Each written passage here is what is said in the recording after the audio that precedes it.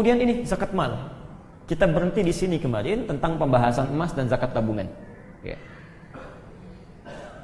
Dalilnya Quran surah Az-Zariyat ayat 19 tentang zakat mal. Ya. Kalau ditanya nanti kenapa zakat mal harta mesti keluar? Keluarkan turunan ayatnya. Ya. Quran surah 51 ayat 19. Maaf kalau saya agak cepat karena sudah pernah disampaikan. Jadi kita sambil berlalu. Wa fi amwalihim haqqul lis-sa'ili wal mahrum. Dan pada harta mereka, ya, pada harta mereka, amwal jamak dari mal, malun jamaknya amwal. Seperti pernah kami terangkan pertemuan yang lalu. Haqqul lis-sa'ili wal mahrum. Ada hak bagi orang yang berhak menerimanya, baik dia minta ataupun tidak. Awas. Di situ ada kalimat lis-sa'ili, minta. Barangkali, mohon maaf, ada di antara umat Islam yang sudah seharusnya mengeluarkan zakat, kewajiban sudah keluar, ditunda-tunda. Maka Allah kirimkan itu. Ya, datang, ada yang datang ke kantor, datang ke rumah, ada yang mengingatkan dalam hal yang mungkin kita tidak sadari, lewat tausiah di radio, di TV dengar, cuma kita aja pas kita setel, klik. Nah, kebetulan kadar Allah membahas tentang zakat dan kita belum keluar itu. Nah, itu sesungguhnya sedang diingatkan oleh Allah. Sedang diingatkan. Ada yang meminta itu, ya. Karena ada sementara sifat kadang-kadang ditunda sampai Ramadan lah biar pahalanya berlipat dan sebagainya. Hati-hati, kita tidak bisa memastikan kapan kita meninggal. Ya, Anda tunda sehari saja, kita wafat itu belum keluar zakatnya. Ya, sementara keluarga belum tahu itu uang zakat bisa berabe nanti, ya, bisa repot. Ya, teruskan. At-Taubah 103 dalil umumnya tadi sudah ada. Dari sini kita sudah turunkan, ya, cara penguraiannya. Wujud zakat mal, nah ini setiap harta benda yang dinilai layak secara syar'i. Jadi tidak semua harta itu mesti dikeluarkan zakatnya. Tidak semua harta, ya. Cuma harta-harta tertentu yang dinilai layak secara syar'i. Jadi ada batasan ininya nih, syariatnya. Ya, ada layak secara syar'i. Kalimat ini mesti ada, ya. Misal antara halal dengan tidaknya. Yang halal keluar zakat, yang haram enggak usah. Ada masuk uang hasil korupsi misal 20 miliar misal masuk, supaya berkah hartanya dizakatin aja, enggak tanggung-tanggung 5%, tetap saja haram hukumnya, enggak bisa, ya. Hati-hati, misal nyumbang ke masjid, nyumbang kemana dan sebagainya, itu tidak akan berkah. Biasanya kalau tidak akan berkah, benda dan sebagainya tidak akan awet, macam-macam, ya, karena keberkahan tidak menyertai di situ. Baik. Ini ya. Ada benda-bendanya khusus, ya, emas misalnya, perak. Selain emas dan perak tidak ada kewajiban zakat. Ya, tembaga enggak ada. Tembaga tidak. Tapi nanti kalau tembaga itu sudah berwujud harta simpanan, dijual, ada uangnya, dihimpun jadi tabungan, baru nanti ada. Ya, ini sudah kita hitung. Zakat profesi nanti kita bahas. Perkebunan, pertanian, profesi termasuk nanti sewa menyewa, macam-macam yang jadi profesi, ya, melahirkan harta benda. Perkebunan, pertanian, peternakan dan beberapa yang lainnya. Nisabnya, ya, satu, ada yang berbentuk ukuran gram untuk emas dan semisalnya, ya. Kita sudah bahas yang ini, nanti kita percepat, ya. Emas dan semisalnya, misalnya zakat tabungan, ya, dianalogikan kepada zakat emas. Kalau nilainya sudah senilai emas 85 gram, 1 gram sekarang misalnya 500.000 kali 85, sekitar 42.500.000 misal, ya. Nah, maka kalau ada orang punya tabungan, nanti kita bahas, ya, sudah senilai itu, maka dan sudah melewati masa setahun disimpan, keluar zakatnya, ya, keluar zakatnya. Ada untuk zakat profesi, perkebunan, pertanian, ya, ukurannya 5 wathaq, ya, 5 wathaq dalam bahasa hadisnya. 5 wathaq itu netnya sekitar 520 kg, ya. 5 wathaq itu 60 sa', 1 sa' 4 mud, ya. Jadi kalau satu wathaknya itu 60 sa', berarti 5 wathak 300 sa'. Dikalikan 4 mud, ya, 1200 mud. 1200 mud tadi satu mudnya berapa? 675 gram. Jadi kalau dikalikan brutonya ketemu 720 kg. Tapi itu beratnya berat kotor, ya. Kadang mohon maaf misalnya tanaman padi ditumbuk-tumbuk, kan nggak semua padinya beratnya segitu. Ada gabahnya, ada macam-macamnya dan sebagainya. Maka dari itu kata Imam Asy-Syafi'i, kalau digabungkan ukuran berbeda. Tapi kalau diambil netnya, ya, gabah dikeluarkan misal rata-rata hitungannya segini, kurang lebih 520 kilogram. Nanti supaya lebih mudah saat praktek nanti ya, kita akan coba praktekkan. Ada yang khusus hewan. Nah, untuk zakat peternakan. Ya, bahasanya sejumlah hewan tertentu dalam peternakan karena tidak stabil, ya. Misal, kalau untanya 5 berapa zakatnya? Untanya 20 berapa zakatnya? Untanya 40 berapa zakatnya? Itu sudah lain-lain, ya, lain-lain. Ada satu unta tapi untanya mesti betina. Ada anak unta tapi anak untanya yang laki-laki, yang jantan, ya. Jadi macam-macam ukurannya, ya. Baik. Waktu mengumpulkan, ya. Kapan diserahkannya? Bila mencapai nisab dan mencapai waktu setahun. Ini untuk emas dan tabungan, ya. Jadi kalau sudah mencapai nisab, mencapai waktu setahun, keluarkan. Tapi ada yang tidak usah menunggu setahun, ya. Tidak perlu menunggu setahun. Saya agak cepat dulu. Seperti zakat profesi perkebunan pertanian plus peternakan. Itu bila tiba masa panennya, masa gajiannya, atau mencapai batas tertentu, segera keluarkan zakatnya. Nggak nunggu setahun, ya. Anda punya sawah, udah panen, begitu ditimbang masuk nisab segini, ya, keluarkan seketika. Nggak nunggu setahun dulu disimpan baru keluar zakatnya. Tidak, ya, tidak demikian hukumnya. Sekarang mari kita dengan cepat mempraktekkan ini. Ini teori dasar yang harus dikuasai. Ya, teori dasarnya. Nanti seperti saya janjikan tadi, silahkan boleh dikopi, boleh dibolak-balik, dipahami. Nanti untuk memahamkan betul, seperti biasa saya sampaikan ada soal-soal untuk latihan. Kemarin saya tunggu emailnya, tapi tidak masuk-masuk ke saya. Mau saya kirimkan soal, ya. Jadi nanti saya mungkin kopikan saja berbentuk hard copy, ya, supaya nanti bisa dibawa latihan masing-masing, ya. Nanti kita bahas. Zakat mal, mari kita lihat. Waktu menyalurkan saat tiba masa tidak terikat dengan waktu yang tertentu, ya. Jadi kalau zakat fitri tadi kapan dikeluarkan? Setelah selesai Ramadan. Jadi cuma bulan Ramadan aja. Ya, zakat fitri sekarang nggak ada. Ya, misal Pak Heridon pengen mengeluarkan zakat fitri di bulan Safar, nggak ada. Ya, ini nggak usah terlalu soleh, tungguin aja waktu Ramadan. Waktu Ramadan tunggu, keluarkan. Ya, di luar Ramadan tidak ada. Zakat mal saat tiba masa tidak terikat dengan waktu tertentu. Bisa saat Ramadan, bisa di luar Ramadan. Objeknya mustahik 8 golongan tersebut dalam At-Taubah ayat 60. Tidak boleh keluar dari ini. Saya ulang, tidak boleh keluar dari ini. Harus 8 golongan ini. Bila tidak paham, bertanya pada yang mengerti. Barangkali Anda mau menyalurkan pada kerabat terdekat, tetangga, tanyakan itu masuk atau tidak, ya, supaya tidak salah menyalurkan, ya. Ini sudah kita bahas hikmahnya. Yuk kita praktek yang kemarin, kita sejenak untuk diingatkan kembali. Zakat emas, ya, urutan pertama. Perhatikan, ketentuan pertama sudah mencapai nisab 85 gram dan melewati masa setahun haul, ya. Sudah kita bahas, ya, paham, ya? Kalau Anda punya perhiasan dan simpanan emas, ingat, maka dilihat berapa jumlahnya. Kalau perhiasannya misalnya 10 gram, baik, simpanan emas logam mulianya misalnya 80 gram, ya, 80 gram, baik, sudah wajib zakat. Emas 10 gram, ya, perhiasan emas 10 gram, logam mulianya 80 gram, sudah wajib zakat? Belum. Baik sekali, karena yang jadi perhiasan itu tidak dikeluarkan zakatnya. Perhiasan tidak dikeluarkan zakatnya kecuali untuk investasi, ya.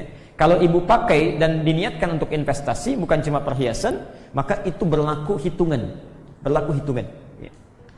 Tapi sudah disimpan selama setahun dulu, ya. Kalau belum setahun belum keluar zakat, maka tolong dicek, ya, sejak dibeli pertama kali tanggalnya bulan Hijriah bukan Masehi. Kalau yang tertulisnya Masehi, maka kurangi 11 hari atau 13 hari, ya. Kalau beli misalnya 20 September, maka keluarkan zakatnya di tanggal 9 September, ya, tahun berikutnya. Tapi kalau bisa diingat betul itu, ya, karena tidak setiap tanggal 9 September, nanti antum kurangi lagi, ya, tidak akan sama itu. Baik. Jumlah yang dikeluarkan sedikitnya, jadi minimal, ya. Bukan harus 2,5%, bukan harus 2,5%, minimal 2,5% dari jumlah nilai emas. Jadi kalau Anda keluarkan 2,5%, alhamdulillah kewajiban sudah gugur, ya, masuk kategori standar untuk zakat. Ya, latihan sudah pernah saya sampaikan, ya. Zakat tabungan ini dikiaskan dengan emas, ya, dianalogikan ke emas. Coba dicek tolong tabungannya masing-masing. Jika ada seorang muslim memiliki zakat tabungan sudah senilai emas melebihi nisab, ya.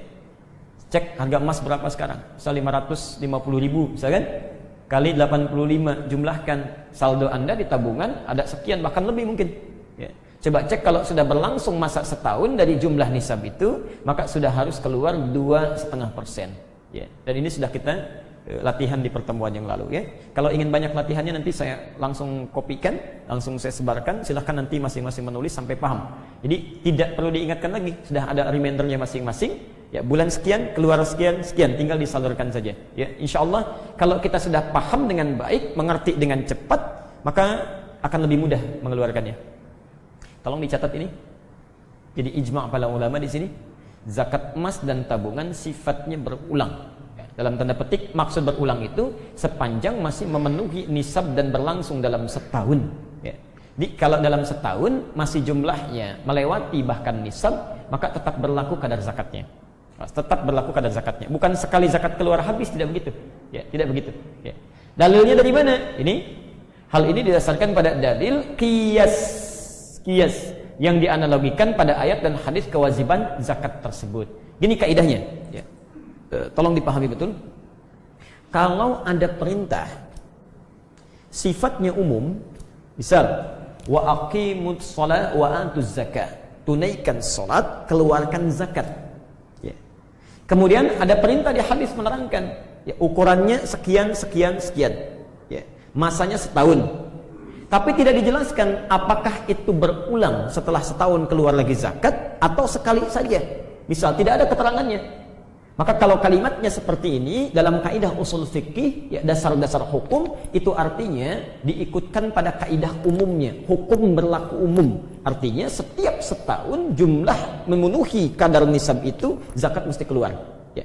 Hatta yadullad dalilu ala khilafihi, sampai muncul dalil yang berbeda dengan itu, mengkhususkannya. Misal Nabi mengatakan cukup sekali saja dalam satu ukuran, maka zakat tidak diulang. Ya. Atau misalnya tegas mengatakan diulang setiap tahun, maka tidak butuh penafsiran. Tapi kalau dua kalimat ini tidak ada, artinya kembali ke hukum umum, itu mesti keluar zakatnya. Itu disebut dengan qiyas, ya, qiyas pada hukum. Seperti begini, mengangkat tangan dalam doa. Mengangkat tangan dalam doa. Ada beberapa cara. Satu, ada yang tidak boleh mengangkat sama sekali. Misal dalam sholat, ya, Anda kan berdoa banyak itu, ya. Misal duduk di antara dua sujud, Rabbighfirli warhamni wajburni warfa'ni warzuqni wahdini wa'afini wa'fu'anni. Ya, kita berdoa itu, ya Allah ampuni saya dan seterusnya.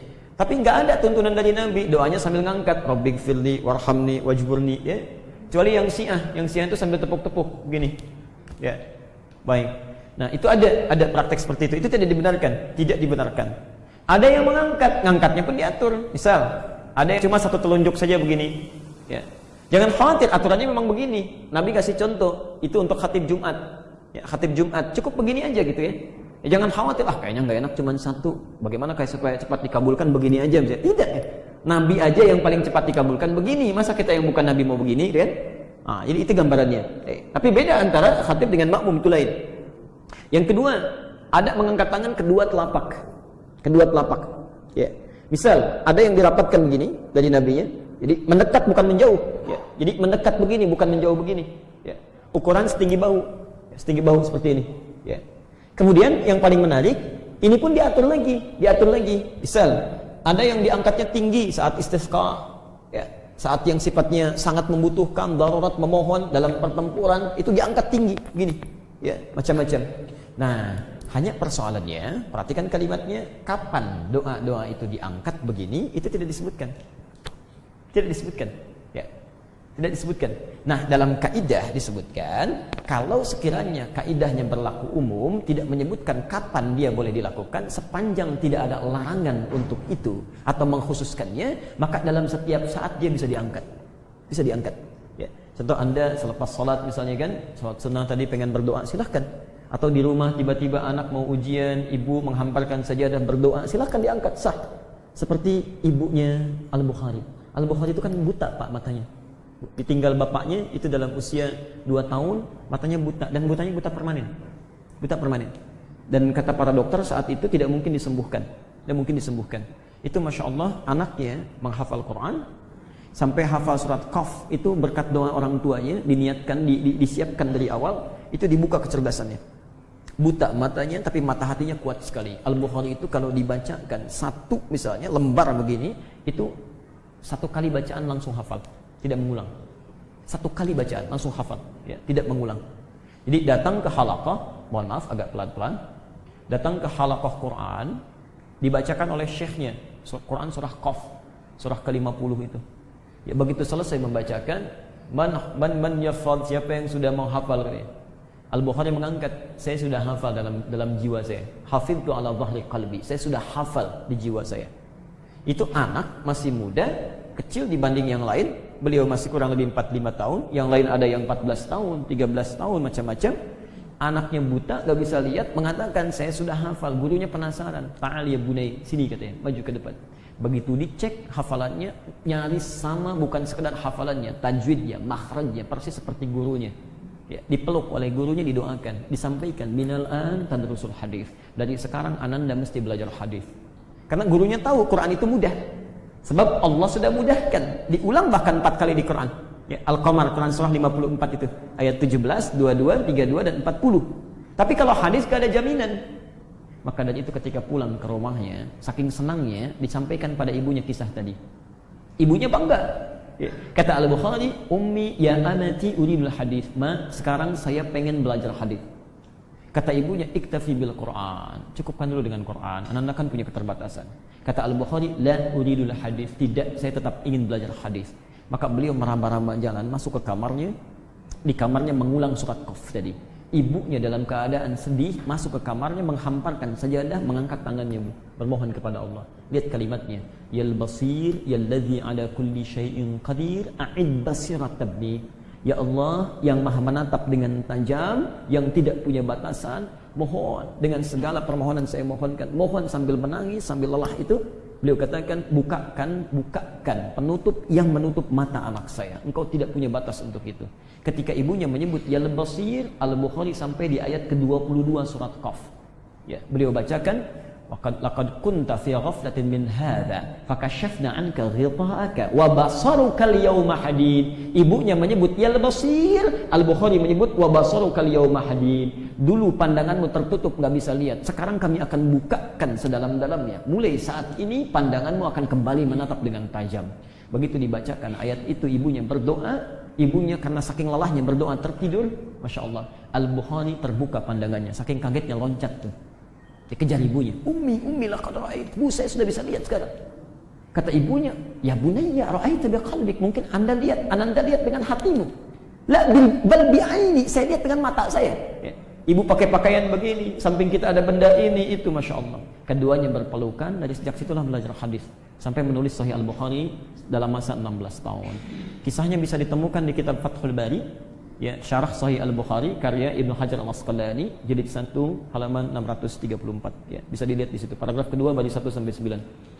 Lihat sini. Maaf, mengangkat tangan. Ya, mengangkat tangan tadi.